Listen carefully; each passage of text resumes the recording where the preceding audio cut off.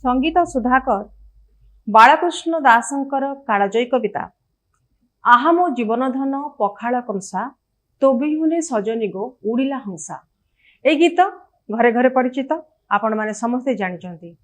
पखाल केवल चाषी भाईंकर प्रिय खाद्य नुहे किंबा प्रत्येक ओडियांक भितरे सीमित नाही। पखाल पखाल विश्व फेमस। बड़ बड़ तारका होटेल मानकरे पखाल होची वर्तमान मुख्य खाद्य भाव में परसा जाए।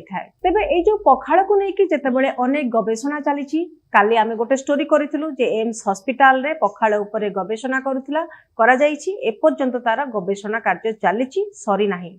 डॉक्टर मनोज दास सहित आमर काली कथोपकथन थिला, जोथिरे कि पखाल देह पई केते स्वास्थ्यकर, केते लोक माने खाइले ताको सुरक्षित रहि परिबे ता उपरे गोटे आलोचना होइतला, जहार लिंक आपण माने देखि परिबे न्यूज रूम रे, जानि परिबे पखाळर बेनिफिट्स कोन रहिजे। किंतु दर्शक बंधु, ए जो पखाळ कथा कुआ जाए, ओडिया मानकर प्रिय खाद्य होची पखाळ। केवल ओडिया लोक मानकर प्रिय खाद्य न पखाळ। पखाळ होची श्री जगन्नाथंकर प्रिय खाद्य।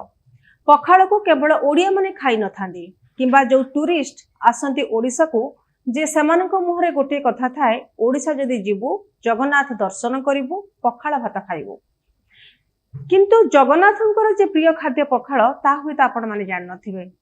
आमे आपण को कहबो जी जेतेबेले प्रत्येक ओडिया खरा दिन वर्तमान समय चली, आउ खरा दिन समय रे ओडिया माने गरम खाद्य को स्पर्श मध्य करि न थांदे।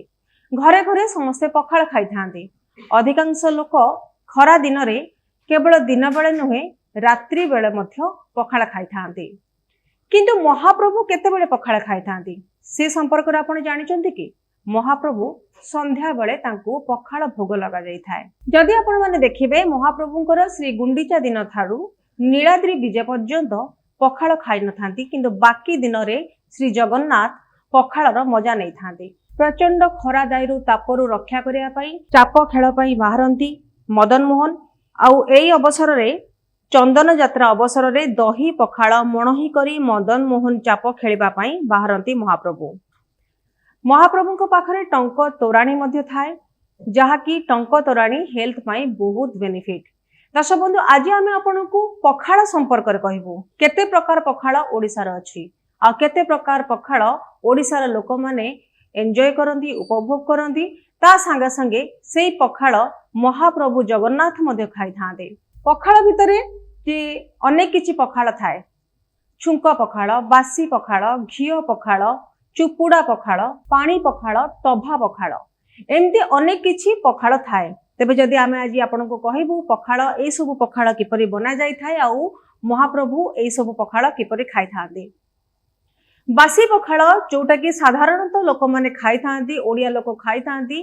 जो दिन रोसई हेई थाए सेतरे पानी पका जाई थाए, ता पर दिन किंबा ता पर दिन बासी करिकि खाइ थांदी। एवं जो भात सामान्य खट्टा मध्य हेई थाए, एवं तार तोराणी पाटी को खटा मिठा लगी थाए, आ देह को मध्य बहुत आराम देई थाए। ठीक सेमती जगन्नाथଙ୍କ पाखरे जो पखाळ बढा जाई थाए, मल्ली फूल पखाळ बढा जाई थाए, आ सेई मल्ली फूल पखाळ भी तार गोटे बास्ना अलगा थाए, तार फ्लेवर अलगा थाए। जेतेबेले पखाळ को आमे विभिन्न भावरे बनै की खाइ थाउ, अदार छुंक दे की खाइ थाउ, भुसंग पत्र धनिया पत्र छुंक दे की खाइ थाउ, रोस्टेड जीरा को आमे भाजी की टिके पकै थाउ, ता भितरे सेमती गोटे फ्लेवर आसीबा पई मल्ली फूल पखाळ मध्ये बना जाई थाए। एवं जो पखाळ को आपण खाइला मात्रे मल्ली फूलर स्मेल आसी थाए।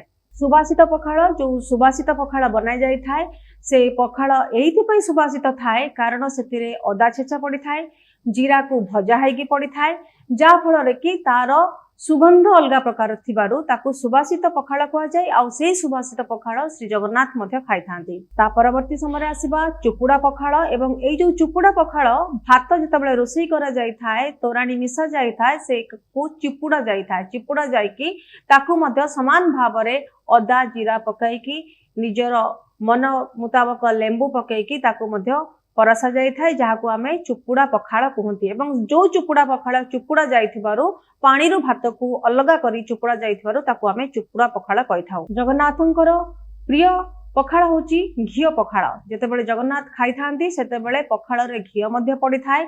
आउरी गोटे पखाळ अच्छी जोटा कि ताहाको टभा पखाड़ कही गाँ गंडारे आपण जितेबाला कंचा कमला बोलिक आम कहीथाऊ कि टभा कहीथाऊ टभार रस पखाड़ को दि जाए जहाँ आम टभार पखाड़ बोलिक कहीथाऊ। प्रत्येक ओडियांकर जितेबाला प्रिय खाद्य पखाड़ सेतेबेले जगन्नाथंकर प्रिय खाद्य पखाड़। प्रत्येक ओडिया जितेबाला दिन रे राति रे पखाड़ खाई थाए सेतेबेले जगन्नाथ संध्या दीपरे मध्य तांको पखाड़ दिया जाई थाए।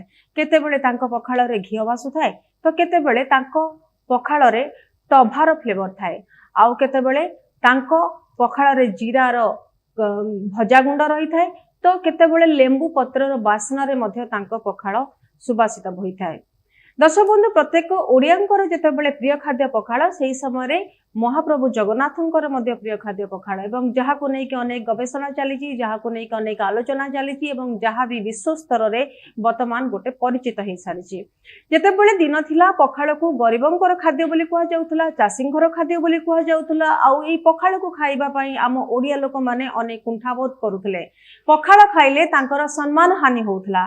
घरे पखाड़ खाउथले बाहरे कहउथले आमे अन्य किछि खाइचो कारण को पखाड़ को लेके से माने लज्जित होउथले किंतु वर्तमान से स्तर आउ नाही से समय आउ नाही समय परिवर्तन संगे संगे पखाड़ चाहिदा बढ़ी एवं खरा दिन रे पखाड़ स्वाद बढ़िबा संगे संगे पखाड़ देह प्रति अनेक सुरक्षित और स्वास्थ्यकर होईची। आशा करुची खरा दिन रे आपण माने पखाड़ को उपभोग करंतु ता सहित जगन्नाथंकर सुबासित पखाड़ घिओ पखाड़ टभा पखाड़ ए सबर मध्य मजा नियंतु। रहुची नमस्कार।